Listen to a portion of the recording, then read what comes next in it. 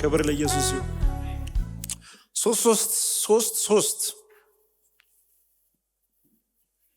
ሶስት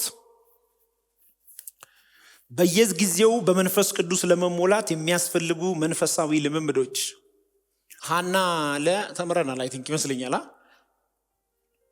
መጸለይ ብለናል። መጸለይ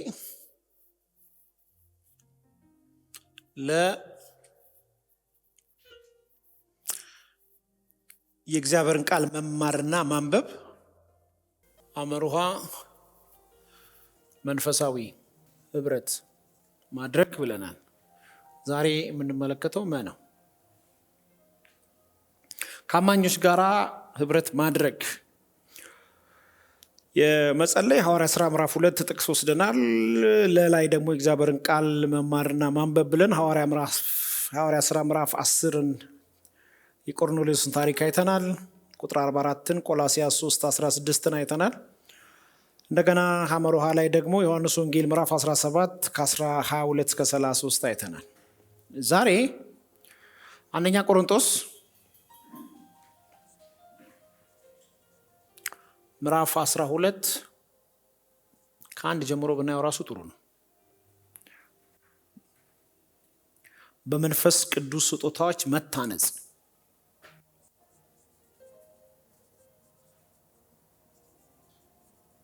ቅዱስ ስጦታዎች መታነጽ።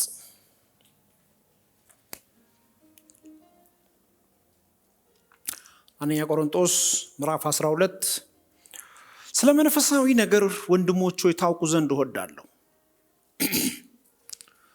ቁጥር 1 እንደዛ ነው የሚለው። ስለ መንፈሳዊ ነገር ወንድሞች ሆይ ታውቁ ዘንድ እወዳለሁ። አሕዛብ ሳላችሁ በማናቸውም ጊዜ እንደምትመሩ ድምፅ ወደ ሌላቸው ወደ ጣዖታት እንደተወሰዳችሁ ታውቃላችሁ። ስለዚህ ማንም በእግዚአብሔር መንፈስ ሲናገር ኢየሱስ የተረገመ ነው የሚል እንደሌለ በመንፈስ ቅዱስም ካልሆነ በቀር ኢየሱስ ጌታ ነው ሊል አንድ እንኳ እንዳይችል አስታውቃችኋለሁ። የጸጋ ስጦታ ልዩ ልዩ ነው፣ መንፈስ ግን አንድ ነው። አገልግሎትም ልዩ ልዩ ነው፣ ጌታ ግን አንድ ነው። አሰራር ልዩ ልዩ ነው፣ ሁሉም በሁሉ የሚያደርግ እግዚአብሔር ግን አንድ ነው። ነገር ግን መንፈስ ቅዱስን መግለጥ ለእያንዳንዱ ለጥቅም ተሰጥተዋል ብሎ ስለ መንፈስ ቅዱስ የጸጋ ስጦታ ይናገራል። አገር በቀል የሆነችው ቤተክርስቲያን፣ የኢትዮጵያ አገር በቀል የሆነችው ቤተክርስቲያን ይሄን ታምናለች። የመንፈስ ቅዱስ የጸጋ ስጦታና የኢየሱስ ክርስቶስ የጸጋ ስጦታ ብላ ከፍላ ታስተምራለች። የመንፈስ ቅዱስ የጸጋ ስጦታ ኮመንሊ 9 እስከ 14 ሲሆኑ የኢየሱስ ክርስቶስ ስጦታ ግን 5 ናቸው ብላ ታምናለች። አክቲቭሊ ይሰራሉ ብላ ታምናለች። እኔ እሱን አምናለሁ። አንዱን ወስዶ አንዱን መልቀቅ ስለማይቻል ወንጌላዊ በዚህ ዘመን ይሰራል ብለ ነብዩ በዚህ ዘመን አይሰራም ልትለኝ አትችልም። አንዱን ወስዶ አንዱን መተው ስለማትችል ማለት ነው። ለዚህ ነው ኢየሱስ ክርስቶስን በተስፋ ስትጠብቁ አንዳች እንኳን የጸጋ ስጦታ አይጎድልባችሁም ብሎ የሚናገረው። ሰዎች የክርስቶስን ሕይወት በዚህ ምድር ላይ በትክክል ኖረው የታሰበላቸውን ሰርተው ለትውልድ በረከት ሆነው የሚያልፉት በጸጋ ስጦታዎች ሲታነጹ ነው። ስለ ጸጋ ስጦታ ካላወቃችሁ በባዶነት፣ በብቸኝነት፣ በብዙ ነገር ውስጥ ልታልፉ ትችላላችሁ። ጸጋ ስጦታዎች አብሯችሁ ካሉ ሰዎች በላይ ያጅቧቸዋል። እግዚአብሔር ጸጋ ስጦታ ለናንተም ለተቀባዩም ደግሞ በማህበር ላለውም ሰው የሚጠቅም ነው። አንዳንዴ ጸጋ ስጦታን ተቀብለ ነው ጸጋው እንዳለብን ካላወቅን ክላሽን እንደ ዱላ እንደመጠቀም ይቆጠራል። አንድ ገበሬ ሌባው ሲሮጥ ዕቃ ሰርቆ ይመታውና ያስጥለዋል። ድንገት ሌባው ደግሞ ክላሹን ይጥላል። ከኋላ ደግሞ ፖሊሶች አሉ። ያዘው ምታው ሲሉ ሲያቸው ፖሊሶች ናቸው። ምታው ብለውኛል ብሎ ክላሹን አንስቶ እያሯሯጠ ሊመታው ሄደ። ክላሹን እንደምን ተጠቀመበት? እንደ ዱላ ተጠቀመበት። አይ ካላወቅ ጸጋን መጠቀም አትችልም። ስለዚህ እዚህ ጋር እንዳስቀመጥኩት በየጊዜው በመንፈስ ቅዱስ ለመሞላት የሚያስፈልጉ መንፈሳዊ ልምምዶች አንዱ ጸጋ ስጦታ ነው። በጸጋ ስትጠቀም በስጦታ በመንፈስ ቅዱስ የጸጋ ስጦታ ስትጠቀም ህይወታችን ቢውልድ እየሆነ እየተገነባ መጣል ያለበት ነገር እየተጣለ በጊዜው በሰዓቱ የጌታ ቢላዋ መቼና እንዴት ካንተና ካንቺ ላይ ከኔ ላይ መቼ ምንን እንደሚቆርጥ አታውቅም። አንዳንዱን እግዚአብሔር የሚያስተምርበት የራሱ መንገድ ስላለው፣ ነገር ግን የጸጋ ስጦታ ሰዎችን ለክርስቶስ ኢየሱስ ፍጹም ሙላት የሚያዘጋጁ ናቸው። እኔ እያስተማርኩ እናንተ እየተማራችሁ ጉዴ እየዘመረች አብረን እየዘመርን የተለያየ በቸርቹ ስጦታዎች ስላሉ ጸጋ ስጦታ ያልተቀበለ ብልት ስለሌለ በተቀበለው ጸጋ ስጦታ አካሉን በሚጠቅምበት ጊዜ ራሱ ያድጋል። ለምሳሌ ይሄ ብልት አንዱ የሰውነት አካል ክፍሌ ነው። ጠቅልሎ ይጎርሳል። ምላስ ታቀነባብራለች ወደዛ ወደዚህ አርጋ ወደ ውስጥ ገብቶ ጨጓራ ራሱን ስራ ሰርቶ ለአካል ጤንነት እንደሚሰራ ሁሉ አየህ፣ እጅ ሲጠቀልል ሊቆሽሽ ይችላል፣ ግን ጤንነት ውስጥ አለበት። አካላት በትክክል የሚሆኑት ለዚህ ነው አይን የሰው ሁለንተና መብራት ናት። አይን ከሌለ ሰውነት ሁሉ ይጨልማልና ጸጋ ስጦታም ልክ እንደዚሁ ነው። አንተ ውስጥ ያለው እኔ ጋር ሲመጣ እኔ በመጠቀሜ አንተ ትጠቀማለህ። አይ አንተ ጋር ያለው ስሰጥ ዞሮ ምላሽ የሚያጣል አንተ ጋር። ጸጋ ይዘህ መቀመጥ ግን ራስህ ላይ ሽጉጥ እንደመጠጣት ይቆጠራል። አንተም አትጠቀምም፣ አካሉንም አትጠቀምም። ይሄንን ካልተማርክ፣ ይሄንን ካላወቅ፣ ጸጋ ስጦታዎች ባንተ ውስጥ ካሉ ግን አክቲቭሊ መንጋዎችን በተለያየ ቦታ በቤት ህብረት፣ በባይብል ስተዲ፣ በብዙ አቅጣጫ በጸሎት፣ በዝማሬ፣ በመምራት፣ በመስበክ፣ በዲያቆናት አገልግሎት የሚገለጡ ለምሳሌ መሲህ እዚህ መታ ስትጠርክ ጥቅሙ ለሷ ነው። ጥቅሙ ለኛ ብቻ አይደለም። አይኖ እኛ እየተጠቀምን ነው፣ ግን at the same time ከኛ በላይ የምትጠቀመው መሲህ ነች። ለምሳሌ እኔ መጥቼ ማገልገሌ እናንተን እየተጠቀመው፣ ከናንተ በላይ የምትጠቀመው ግን እኔ ነኝ። ስለዚህ የጸጋ ስጦታዎች በቤተ ክርስቲያን ውስጥ እንደ ቤተሰብ እንደ ሀገር የተቀነባበረና የተሳሰረ የክርስቶስን መልክ ፍንትው እያደረገ ይመጣል። ይሄ ጸጋ ስጦታ አንዳንዱን መንፈስ ቅዱስ እንደወደደ ይሰጣል፣ አንዳንዱን ውስጥ ያስቀምጠው በመሻት እንዲገለጥ ያደርገዋል። ፈልገህ የምታገኘው በብርቱ ነገር አለ፣ ባዶነትህ በዛ ውስጥ እየሙሉ እየሆነ ይሄዳል። ስለዚህ ምን ይላል? የመንፈስ ቅዱስ ስጦታ በቤተ ክርስቲያንና በቅዱሳን መካከል ተገልጦ እኛንም አካሉንም እንዲጠቅም እስቲ አንዳንዶቹን እንመልከታቸው። ቁጥር 7 ነገር ግን መንፈስ ቅዱስን መግለጥ ለእያንዳንዱ ለጥቅሙ ተሰጥቷል። ለአንዱ ጥበብን መናገር ይላል። ለምሳሌ አንደኛ ይልና ጥበብን መናገር በጣም የሚገርም ነው። ጥበብ ወደ ሰው ህይወት በሶስት መንገድ ይመጣል። አንደኛ በትምህርት ይመጣል።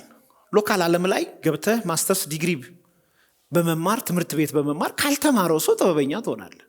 በንግግር በአስተሳሰብ በተለያየ መንገድ ጥበበኛ ትሆናለህ።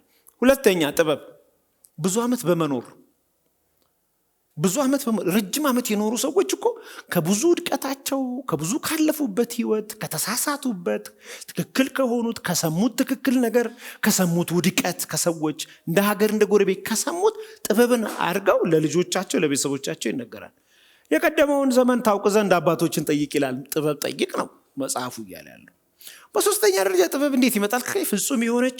ፍጹም የሆነችው እንደ ሰለሞን አይነት ጥበብ ከእግዚአብሔር ትለቀቃለች።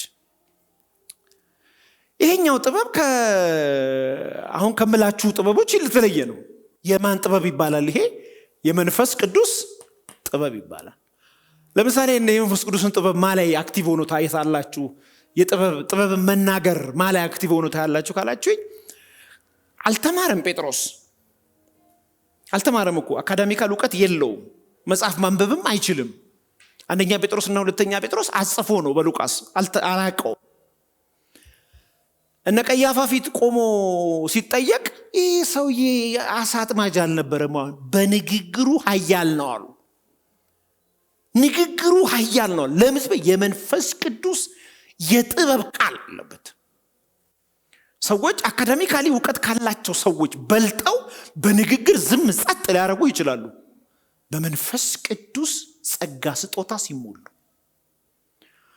ለንግግሮች ምላሽ የሚሰጠው ጥሩ አማርኛ ተናጋሪ ጋር እኮ አይደለም ያለው።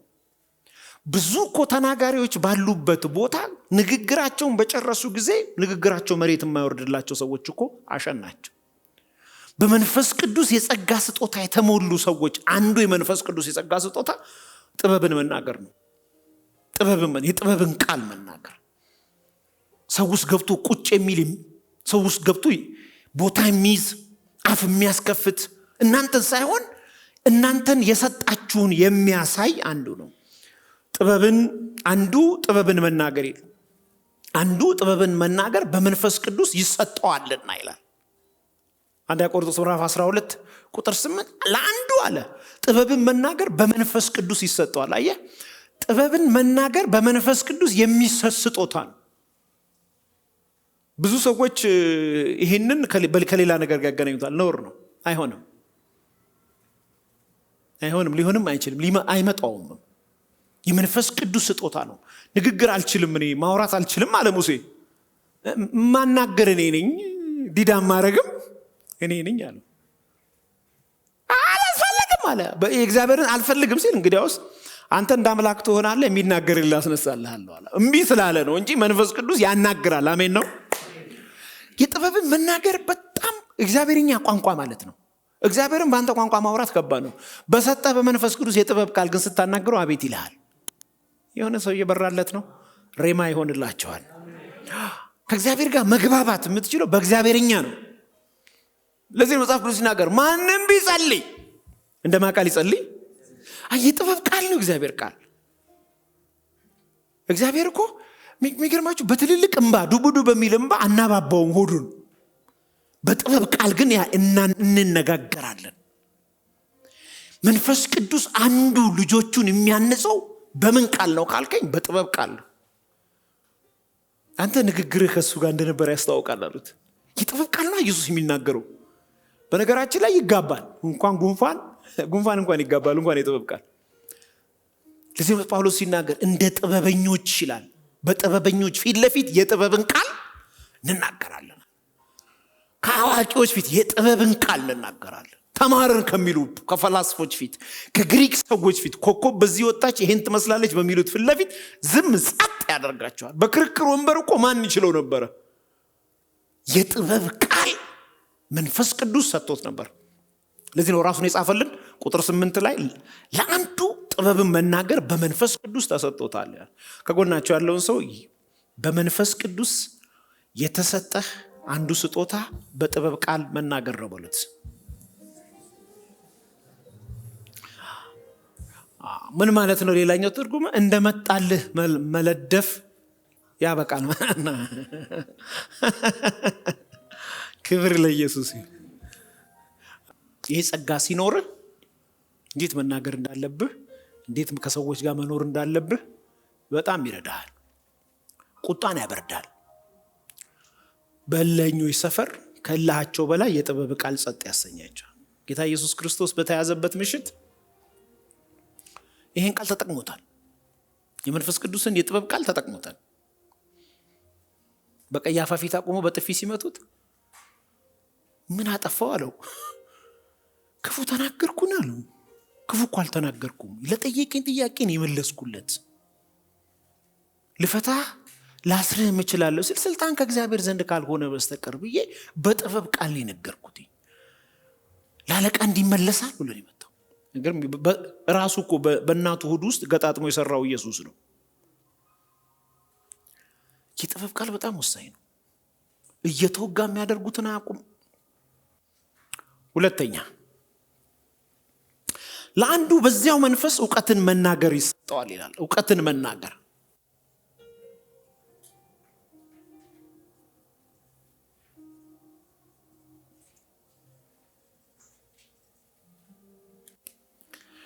ጥበብና እውቀት በጣም ይለያያል። እውቀት በሰንጠረዥ የተቀመጠ አስቀድሞ የታወቀ በመረዳትና በማወቅ ለሚመለከተው አካል ማብራራት ማለት ነው። በእውቀት ማብራራት። 40 ልጆች አንድ ክፍል ገብተው አንድ ላይ ተምረው አንድ ላይ ተመርቀው አንድ አይነት እውቀት የላቸውም። ልክ ነኝ? ስለተማሩት ትምህርት፣ ስለተማሩት ኬሚስትሪ፣ ስለተማሩት ፊዚክስ የትኛውንም ጥሩት 40ውም ልጆች በሚገባ መንገድ ኤክስፕሌን ማድረግ አይችሉም። መጽሐፍ ቅዱስ ኮሌጅ ገብተው የተማሩ ሁሉም ሰዎች ሁሉም ዲግሪ ያላቸው፣ ሁሉም ግን ሲሰብኩ ለሚሰብኩት ማህበር በተገቢው መንገድ ማህበሩ ሊረዳው በሚችል ያስተምሮ ዘዬ ቋንቋ ማድረስ መልእክታቸውን አይችሉም። እውቀቱ ኖሯቸው መረዳቱ ኖሯቸው የማውጣት ነገር የላቸውም። ሲሰቃዩ አንዳንድ ሰዎች አይታችኋል። ያውቁታል እኮ ግን ማውጣት አይችሉም። እውቀቱ አላቸው፣ ስለዛ ነገር በርቂ ነገር አላቸው። አውጥቶ ማስተማር ግን ሌላ ጉዳይ ነው። ስለዚህ መጽሐፍ ቅዱስ ሲናገር ለአንዱ ደግሞ በዚያው መንፈስ እውቀትን መናገር ተሰጥቶታል ይላል። የእውቀትን ቃል መናገር ተሰጥቶታል ይላል። ለዚህ ነው ያለ እውቀት ባዶ ነን። ህዝቤ እውቀት ከማጣቱ የተነሳ ምን ብለዋል? ጠፍቷል ይላል። እውቀትን ማወቅ አንዱ ነው። እውቀትን ደግሞ መናገር ሁለተኛ ጉዳይ ነው። ለዚህ አይ ቲንክ ፔዳጎጂ አሁን ተምራችኋል እናንተ ትምህርት ቤት ላይ አስተማሪዎች ተምረዋል። ዲግሪ ያላቸው ቲቸር ናቸው። ማስተማር ግን ሌላ ትምህርት አለው። ሌላ ትምህርት አሁን ስነ መለኮት የተማሩ አሉ። ስነ መለኮትን ማስተማር ደግሞ ሌላ ትምህርት አለው። ያም ሆኖ ግን ይሄ የጸጋ ስጦታ የመንፈስ ቅዱስ የጸጋ ስጦታ ከሌላ ኤክስፕሌን ማድረግ አትችልም።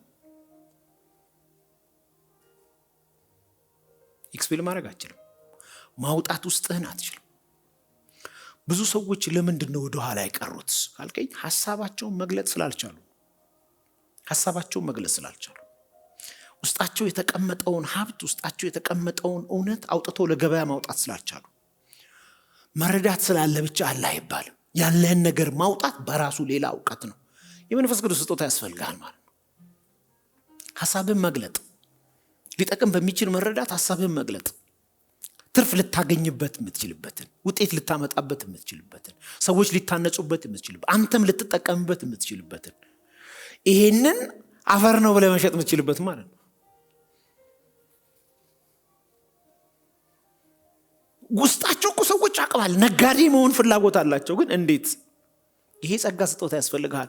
ዛሬ ከለመንክ ይሰጥሃል። ሶስተኛ ለአንዱ በዚያው መንፈስ እምነት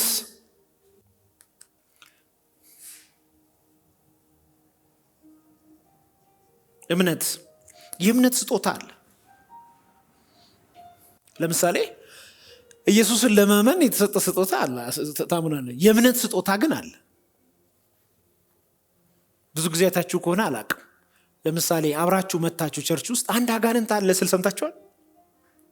ለሰማችሁ ስትገቡ ነበር እንዴ? አይታችሁታል?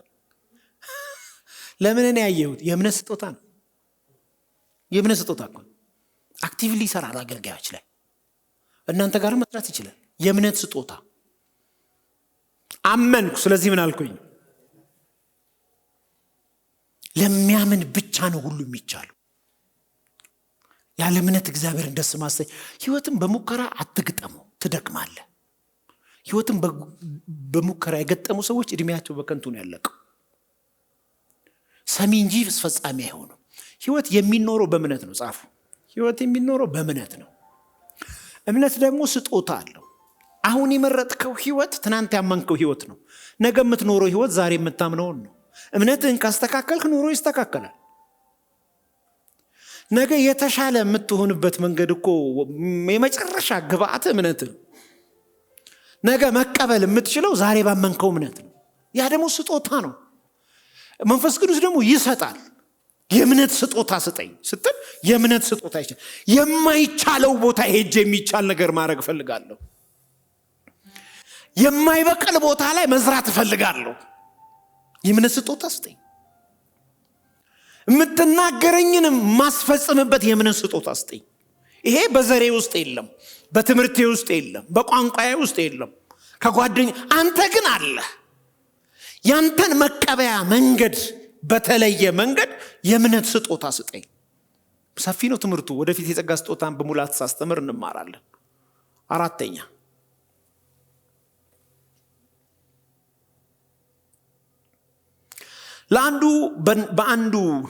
ለአንዱም በአንዱ መንፈስ የመንፈስ ስጦታ። መጽሐፍ ቅዱስ ያኛውን ያዛለ ያኛውን ትርጉም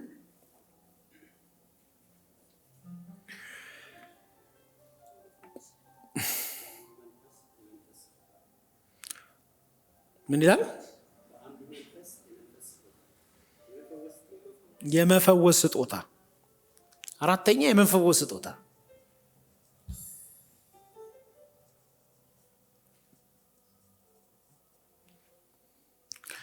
ብዙ ጊዜ የመፈወስ ስጦታ ተታኮ የሚመጣው ከነቢያት ጋር ነው። አይታችሁ ከሆነ ከነቢያትና ወይም ደግሞ ከሐዋርያት ጋር ነው። ግን ደግሞ የፈውስ የጸጋ ስጦታ ያላቸው ልጆች ቸርች ውስጥ ነው ያውቃሉ። የመፈወስ የጸጋ ስጦታ ያላቸው ሰዎች ዲያቆናት ሊሆኑ ይችላሉ፣ ቸርች ውስጥ አምልኮ መሪዎች ሊሆኑ ይችላሉ። በቃ ምንም ኢቭን እንኳን በቸርች ውስጥ ኃላፊነት የሌላቸው ግን የፈውስ የጸጋ ስጦታ ያላቸው እኔ ባደኩባት ቤተክርስቲያን ነበሩ። የፈውስ የጸጋ ስጦታ ያላቸው፣ የመተንበይ የጸጋ ስጦታ የላቸውም። የፈውስ ግን የጸጋ ስጦታ አላቸው። ቢሮ መጥተው ያናገሩን ሰዎች አውቃለሁ። ከብት ላይ ጭኜ የእናቴ ከብት ላይ እናቴ ተፈውሳል፣ የእናቴ ከብት ተፈውሷል። ልጆቼ ታመው ልጆቼ ላይ ተፈውሷል። በጫንኩበት ሁሉ ይፈወሳል። ሰፈር ሁሉ ይዘውኝ ሄደው ይፈወሳለሁ። ይሄን ነገር ልንገራችሁ ብለው የመጡ እናቶች ትዝ ይለኛል። ከዛ እኛም ሰው ሲታመመብን እኛ ጸልየን ያልተፈወሰው እሳቸውን ይዘን ሄደን አስጨነን የተፈወሱ አውቃለሁ። የፈውስ የጸጋ ስጦታ አለ። ሰው በጣም አኪዩት ይወዳል። ለምን እንደሆነ አላውቅም። አኪዩት ነው የሚባለው ኢመርጀንሲ። ልጇ ይታመመባት ኢመርጀንሲ። በጣም ኢመርጀንሲ የምትወዱ እናቶች ሰላም ለእናንተ ይሁን። ኢመርጀንሲ የእምነት የፈውስ ጸሎት የሚባል ዛሬ ምሽት በኢየሱስ ስም አድላለሁ። ራሱን ሲል ወጋው ትያለሽ። ይሄ ጸጋ ይውደቅባችሁ። ይቻላል። ልጆች ከሆናችሁ ከጸጋ ስጦታ ልትጎድሉ አትችሉ። በፍጥነት ኮሪያ የሚታያችሁ ሰዎች ማለት ነው። እንደምናችሁ የሆነ ነገር ቤት ውስጥ ሲፈጠር በጌታ በኢየሱስ ስም ፈውስ በእጃችሁ ላይ ይሰራል። ቸርችማ በዚህ ፈውስ ትጥለቀለቃለች። እኛ ጋር ማታደርሱ ኬዞች የሆነ ሰው ይታየኛል። እኔ ጸልይለት ብሎ ወደ እኔ የማይላክ ሰው እኔ ልጸልይልህ የሚል ሰው አይታየኝም? ኧረ ይታየኛል። በጌታ በኢየሱስ ስም ነፃ ታወጣዋለህ። የፈውስ የጸጋ ስጦታ መፈወስ ተያይዞ ማለት ቀጥሎ ያለው ለንገራችሁ። አምስተኛ ተአምራትን የማድረግ እንደሱ ነው የሚለው።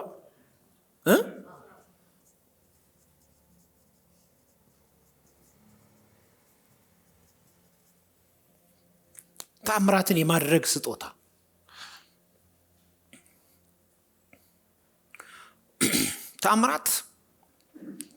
ተአምራት ማለት ጻፉ። ተአምራት ማለት በእኔ አይምሮ ውስጥ ማላቀውን፣ አስቤው ማላቀውን፣ አይቼው ማላቀውን፣ በልቤ የሌለውን ማድረግ ማለት ነው ብላችሁ ጻፉ። ብዙ ሰዎች ተአምራት የሚመስላቸው ኤክስፔክት ያደረጉት ነገር ሲሆን እሱማ ኦልሬዲ ታውቀዋል። ተአምራት ከአይምሮ በላይ ነው።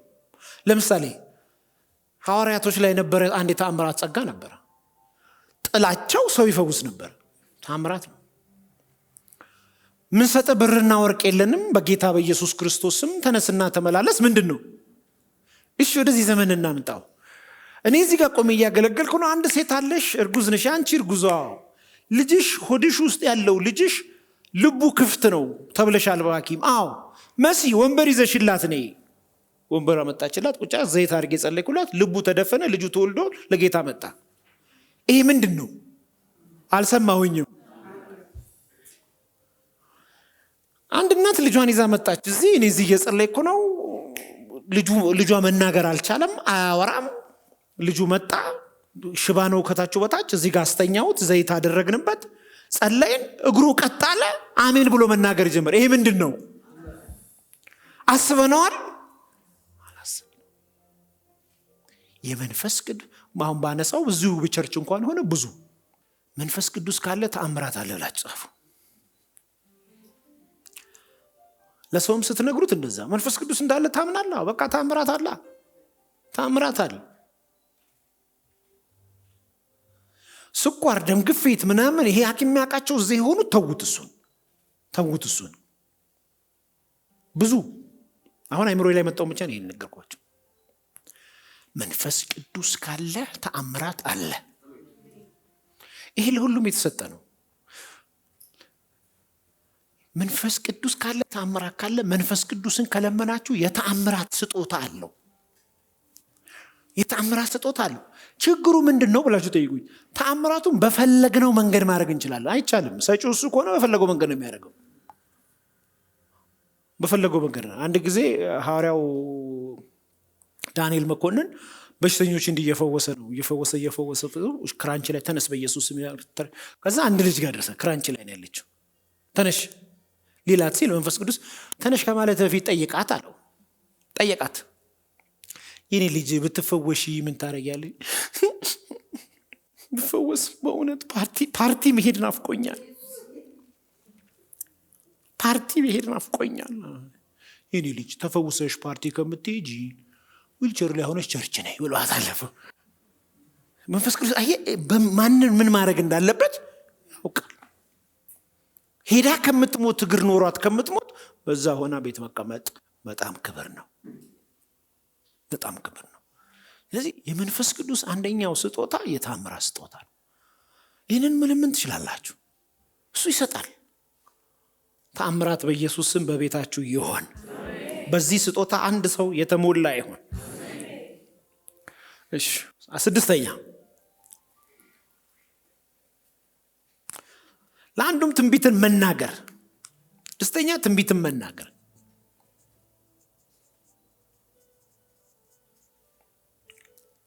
የመንፈስ ቅዱስ ስጦታ ነው የትንቢት ስጦታ። የትንቢት ስጦታ የመንፈስ ቅዱስ ስጦታ ነው። ሰዎች ከመንፈስ ቅዱስ ከሚቀበሉት አንደኛው ስጦታ መካከል ትንቢትን መናገር ነው። ትንቢት ለራስህ ትናገራለህ እንዴ? ለሰው እንጂ። የመንፈስ ቅዱስ ስጦታ ነው። ትንቢትን መናገር ነብይነት አያስብልም። ነብይነት ኦፊስ ነው፣ ቢሮ ነው።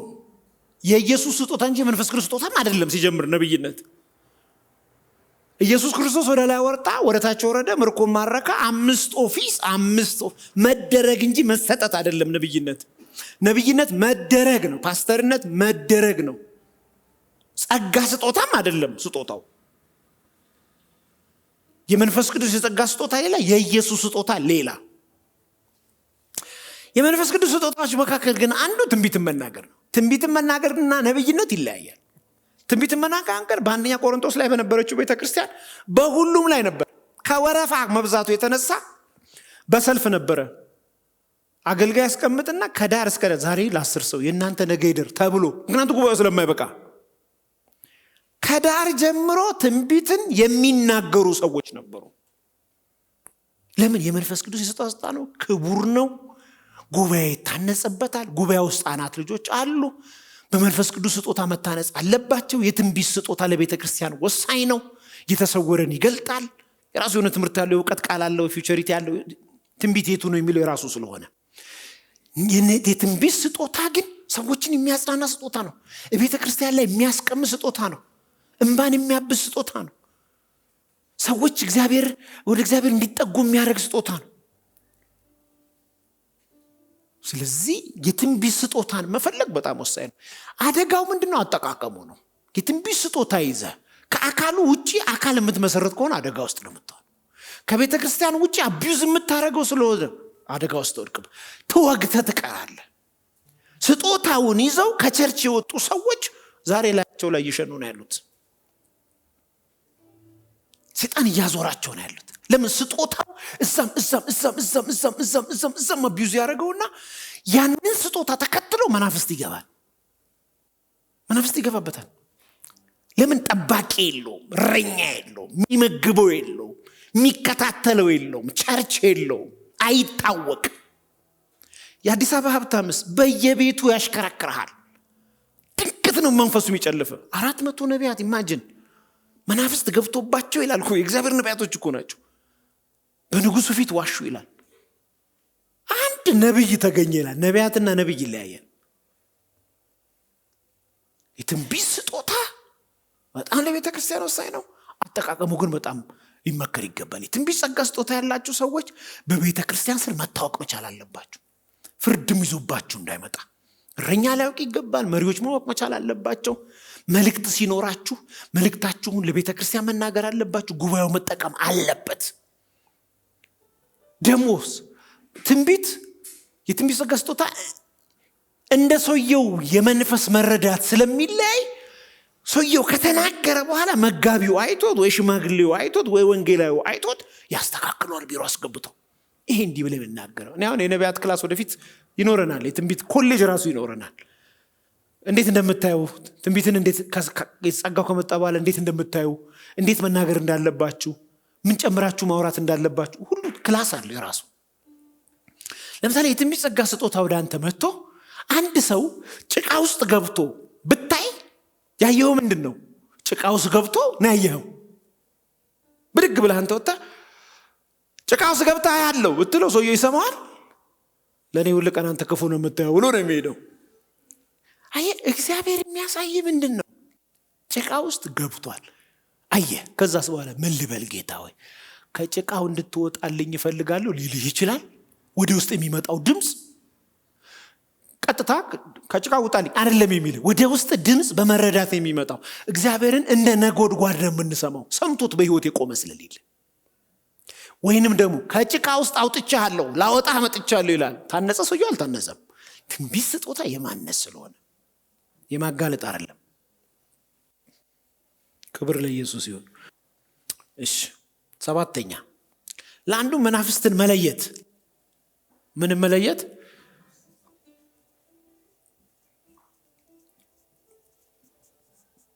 መናፍስት እንዴት ነው የሚለየው?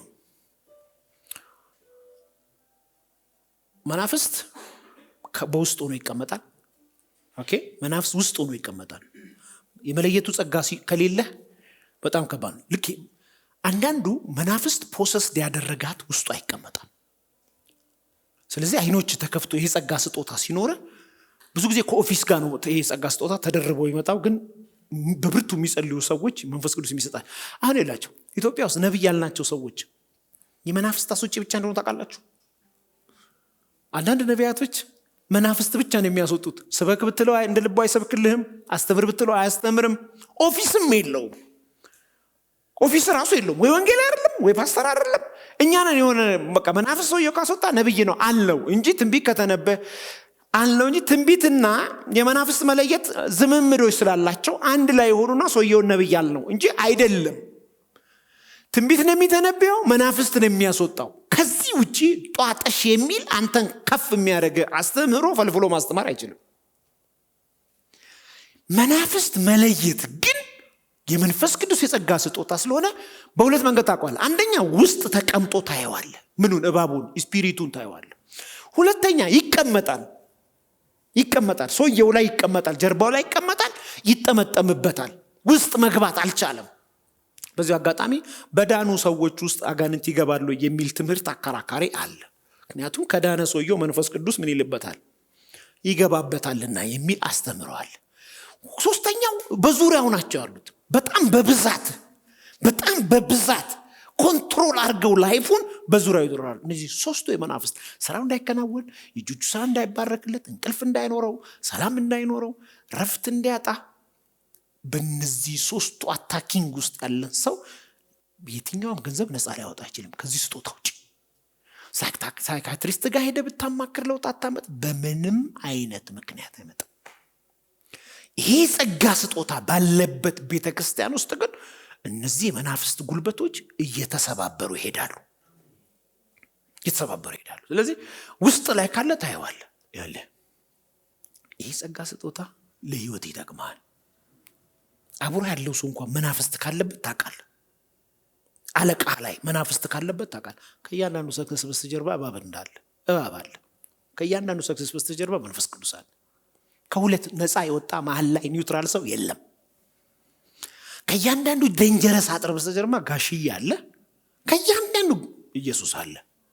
ከሁለት ነፃ ነኝ እኔ የሚባል ነገር የለም። ዓለም በሁለት ነገር ውስጥ ነው ያለችው፣ ወይ በጌታ ወይ በሰይጣን። አብሯችሁ የሚሰራ ሰው፣ አብሯችሁ ማዕድ የሚበላ ሰው እላው ላይ ዘንዶ ተሸክሞ አብረህ ትጎራረሳለህ። ምንም አያረግም። በርግጥ አይኖች ይከፈቱ እንጂ የጸጋ ስጦታ ይኑር። መናፍስት መለየት ለቤታችሁ በጣም ወሳኝ ነው። ወደ ቤታችሁ ኮቴ ይዞ የሚመጣል ስንት አለ መሰለ። ማነው በኮቴ የሚመጣ ፎቶ ዘቅዛቂ ስንት አለ መሰለ። ስምህን ጽፎ የሚወጋ ስንት አለ መሰለ። አይኖች ሲበሩ ትቃወመዋለህ። በተለይ እዚህ የመናፍስት አይኖቻችሁ ካልበሩ ጥይት ነው የምታባክኑት። በስተሰሜን በኩሉ ጋር ካለስ ካየህ ውስጥ አየው ትላለህ። በኢየሱስ ስም መጣዋለሁ ትላለህ። አሜን ነው።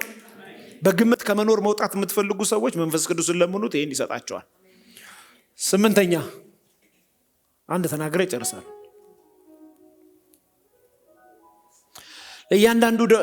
ለአንዱም በልዩ አይነት ልሳን መናገር። ልሳን መናገር ልሳን ለሚያምኑ እንደዚህ ምልክቶች ይከተሏቸዋል። በአዲስ ቋንቋ ይናገራሉ። ቋንቋዎች ሁሉ በዘፍጥረት ምዕራፍ 11 ኃጢአተኛ ሆነዋል። በሐዋርያት ሥራ ምዕራፍ 12 ተዋጅተዋል።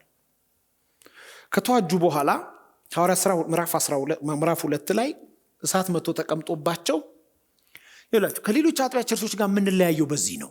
በደንብ እንድትሰሙኝ በጌታ ፍቅር ጠይቃቸዋለሁ።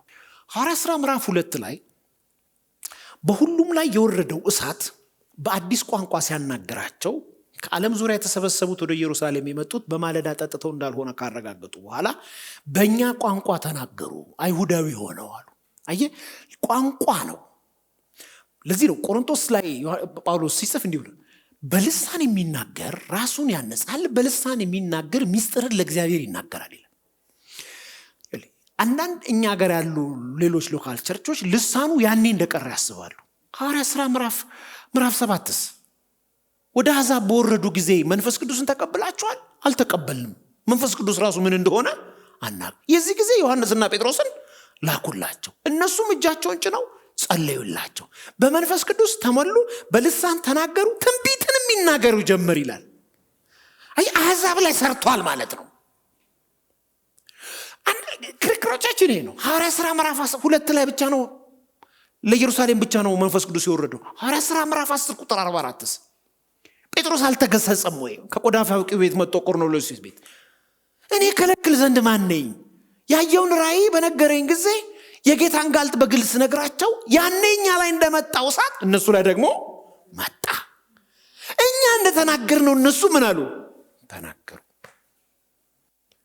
እንግዲህ ቆሮንቶስ፣ ተሰሎንቄ፣ ወደ ሚድል ኢስት ጠቅላላ በወንጌል የታረሰው በዚህ አማካኝነት ነው። ልሳን መናገር ከፍተኛ ጥቅም አለው። በአማርኛ በጉራጌኛ ወሬቨር በምንም ተናገር፣ እኔም እሰማዋለሁ፣ ሰይጣንም ይሰማዋል። በልሳን መናገር ግን ምስጢርን ለእግዚአብሔር መናገር ነው።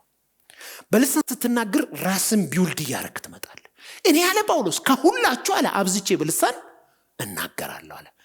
እንዲያውም አለ አዜማለሁ አለ።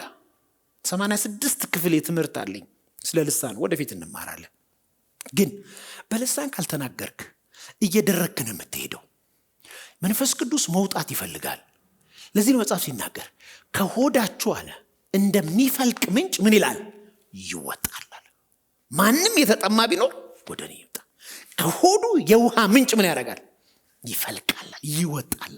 በልሳን ስትናገር ምስጢርን ለእግዚአብሔር ስለምታወራ የመንፈስ ቅዱስ እቺ አይምሮ የሚያስፈልግህንም የምትፈልገውንም በመናገር መቀበል አትችልም። በልሳንስ ይቻላል።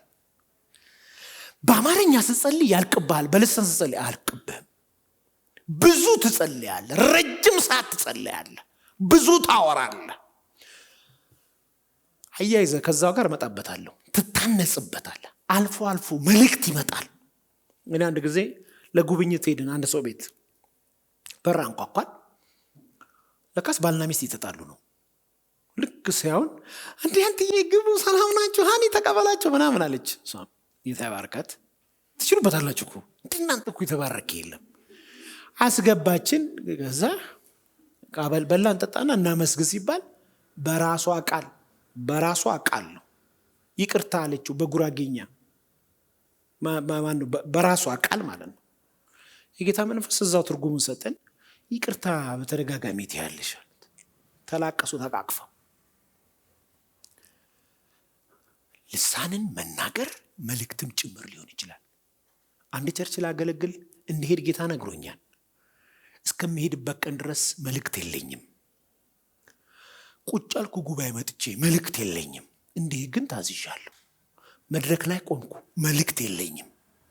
አሁንም መሰብኩ ውስጤ ግን ሞልቷል። እንጸልይ በል ብቻ የሚል ቃል ነው የሰማው። መጽሐፍ ቅዱስን ከፈትኩት ምኑ ጋር እንደከው እንጸልይ ሲል አንድ ሴት ከዛ ጋር ተነሳ። ጀላደከ በረጀ ደገለበረ ጆምባራላ ደጋኑ ጋራዋጃና ለባጋና ዲዳባራ ልክ ስታቆም መልእክቱ ፈውሱ እኔ ጋር መጣ። አንድ እህት አለኝ ስምሽ ከሌ የሚባል እንደዚህ አይነት ኬዝ ውስጥ ያለሽ የጌታም እኔ ነኝ ለእሷ ሲጸልይ እሷ ስትጨርስ ትቀጥላለች ነገር እሷ 3 ሰው መልእክታም ተከጨርሰች በኋላ እዚህ አካባቢ ሌላ ፕሮግራሙ ሰዓት አለቀ። አንተንም ተገላገለ።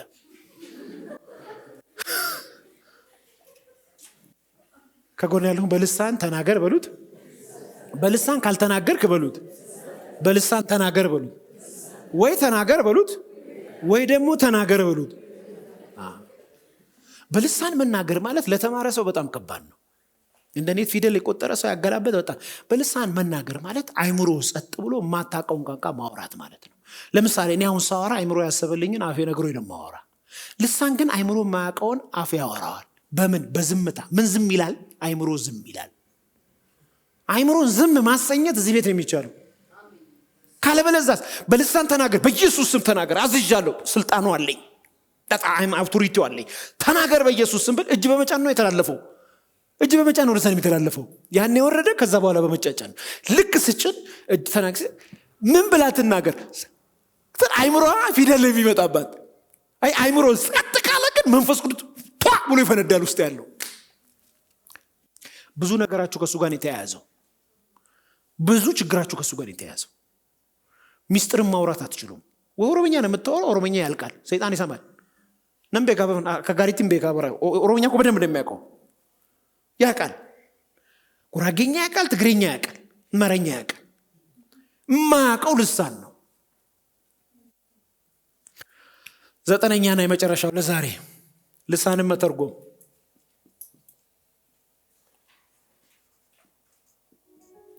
ልሳንን መተርጎም በማያምኑ ሰዎች መካከል ልሳን ስትናገሩ የምትሉትን ነገር ስለማያውቁ ልሳን ስትናገሩ ቀስ ብላችሁ ተናገሩ አለ ጳውሎስ። ቀስ ብላችሁ ተናገሩ። የሚተዋወሩትን እነሱ ስለማያውቁ አለና ምኖች እብዶች ትመስሏችኋላችሁ አለ። በሚያምን መካከል በልሳን ስትናገር ለአንዱ ትርጉም ተሰጥቶታል። ስለዚህ ቆመ በልሳን በደም አድርገህ ስትናገር ትርጉሙ ፍቅሩ ጋር ይኖራል ወይ ሰላም ጋር ይኖራል። እኔ አሁን ትርጉም ያለው ልሳንና የሌለው አውቃለሁ። የጸሎት ልሳንና የትርጉም ስጦታው ስላለኝ ነው። በብርቱ ፈልጌ ነው ያገኘሁት። መንፈስ ቅዱስ ሰጥቶኛል።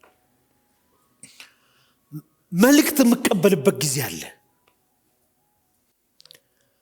የምትናገሩትን ልሳን መተርጎም ከፈለጋችሁ በብርቱ መጸለይ ነው። የምትሉትን ማወቅ። ከዛስ እኔ አሁን በልሳን እለውና አሁን ቅድም ጸሎት ነበረኝ። በልሳን ብየው የልሳኑን ትርጉም ትንቢት ነው መልእክት ነው ለሚመለከተው አካል ተናገርኩ። ትንቢቱን ከኔ የተቀበልኩት ከልሳን ውስጥ ነው የተቀበልኩት። ልሳኑን አልኩትና ለምን እንደምል አላውቅም። ታዝዤ ነው አልኩት። አዲስ ልሳን ነው አልኩትና ያንኑ ልሳን ወደ አማርኛ ለውጬ ጉዳዩን ለሚመለከተው ለባለ ጉዳዩ ሰጠሁት። ልሳን ትርጉም አለው። ትርጉሙ መፈለግ ይጠበቅብናል። ይሄ ቤተክርስቲያንን ያነጻታል። ይሄ የቤተክርስቲያንን ሙላት ያመጣል። ኢየሱስንም በቅርቡ ያመጣልናል። ወደ ሀገራችንን በቶሎ እንድንሄድ እንሆናለን። እኛ እስቲ አሁን የታሰርንበትን ከነዚህ ስጦታዎች ባለመኖራችን ቤት ኪራይ ያስሮናል። የኑሮ ሽሮ በርበሬ ቁንዶ በርበሬ ያስሮናል። እውነት የልጅ ኬዝ አስሮናል። የባልየ ሚስት የከተማ ኬዝ ምን አይምሮአችን ያልተያዘው በምንድን ነው? ነገሩኝ። መፍትሄ ያልፈለግንበት ጉዳይ ምን አለ? ያልተንበረከክንለት ምንም እኮ የለም። በብዙ ነገር እኮ ተይዘናል። መፍቻ መንገዱ በጸጋ ሙሉ ስትሆን፣ በጸጋን ስትሞላ ልቀቅ ስትለው፣ ክብር ለኢየሱስ ይሁን። አሜን ነው። ልሳን መናገር ለአንዱ ልሳኖችን የተነገረ ተተርጉሞ ይሰጠዋል። ይህን ሁሉ ግን ያ አንዱ መንፈስ እንደሚፈቅድ ለእያንዳንዱ ብቻ እያካፈለ ያደርጋል። አካልም አንድ እንደሆነ ብዙ ብልቶች እንዳሉት፣ ነገር ግን የአካል ብልቶች ሁሉ ብዙዎች ናቸው ብሎ ይቀጥላል። የሚቀጥለው ሳምንት ስለማልመለስ የጌታ ራት መውሰድ ሰና የመጨረሻው የጌታን ራት መካፈል ያስፈልጋል። በየጊዜው በመንፈስ ቅዱስ ለመሞላት የጌታን ራት መካፈል። የጌታ ራት የማትወስዱ ሰዎች የጌታ ራት መውሰድ መቻል አለባችሁ። ቤተክርስቲያናችን አምኖ የተጠመቀን ሰው የጌታ ራት ትሰጣለች። ለኃጢአተኞች የተዘጋጀ ክቡር ስጋ ነው፣ ክቡር ደም ነው። የደከሙ ሰዎች የሚበረቱበት ነው። በመንፈስ ቅዱስ ለመሞላት፣ ኃጢአትን ለመተው፣ ከኃጢአት የተላቀቀ ህይወት ለማግኘት፣ ከሰዎች ጋራም ከእግዚአብሔር ጋራም በቸርች ውስጥም በሁሉ ቦታ በሰላም ለመኖር ከታዘዝንበት ለመንፈስ ቅዱስ ሙላት አንዱ የጌታ ራትን መውሰድ ነው። መንፈስ ቅዱስ የምንሞላባቸው አንዱ መንገዶች እነዚህ ናቸው። ልሳን ስትጸልይ በመንፈስ ቅዱስ እንደምትሞላ ሁሉ የጌታ ራት ስትወስድም ልክ እንደዛው ነው የሚሆነው። ክብር ለኢየሱስ ብቻ ይሆን። እስቲ በደንብ አጨብጭቡ ለጌታ።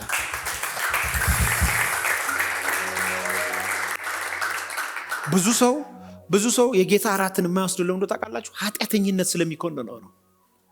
ኃጢአት አለብኝ ይላል። በኃጢአት ውስጥ ሆኜ እንዴት ወስዳለሁ ይላል። እድሜ ልክን አትወስድም በኃጢአት ውስጥ ሆነ። ከኃጢአት መውጫ መንገዱ ግን አንዱ በመንፈስ ቅዱስ መሞላት ነው። ማረኝ በል፣ ክብልል በል፣ ድፋኝ፣ ድፍት በል።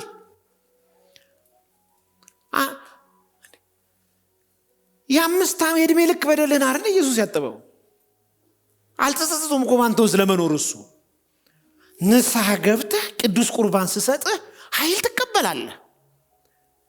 እኛ እኮ ማለት እኮ በጣም ምስኪኖች እኮ ነን። እስከምንነጻ እኮ ነው የምንጠብቀው። የአዲስ ኪዳን ትምህርት እኮ ያልገባን ሩቅ የሆንን ሰዎች እኮ ነን። በቅስፈት ከዳንክ በቅስፈት አልጸዳም እንዴ?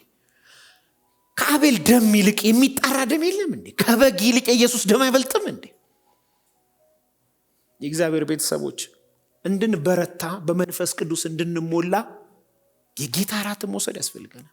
ይሄ የደካሞች ቤት ነው፣ የሚበረቱበት ቤት ነው።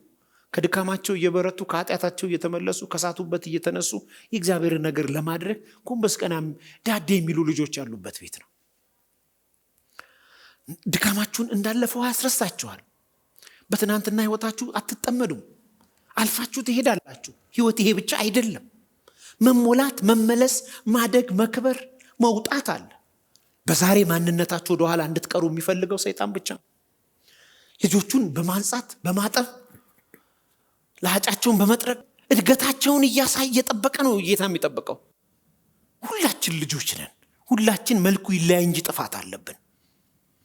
ነገር ግን እድገታችንን እየጨመረ በመንፈስ እየሞላ ልጆቻችንን በምግብ እንደምናበላ በመንፈስ እየሞላ እያደግን እየበረታን ከምንሄድበት ነገር አንዱ የጌታ ራት ነው። የጌታ ራት ቀን ቸርቹ ባዶ ነው የሚሆነው። ሰው ይፈራል። በድፍረት አትውሰደው እንጂ ተሰምቶ ለለውጥ ለመንፈስ ቅዱስ ሙላት ይረዳኛል ብለህ ከመጣ ይረዳሃል። ይህን ስነግራችሁ በታላቅ ክብር ነው። ክብር ለኢየሱስ ይሁን። አሜን ነው። ይህን አገልግሎት ለመደገፍ ከስር ባስቀምጥነው የባንክ አካውንት እንድትጠቀሙና የወንጌልን ስራ አብራችሁን እንድትሰሩ እያልን ዩቲዩብ ቻናላችንን ሰብስክራይብ በማድረግ ፌስቡክ፣ ኢንስታግራም እና ቲክቶክ አካውንታችንን ፎሎ በማድረግ የጌታን ስራ እንድትደግፉ ጥሪ እናቀርብላችኋለን። ለበለጠ መረጃ በእነዚህ ስልኮች ተጠቅመው ይደውሉ። ተባረኩ።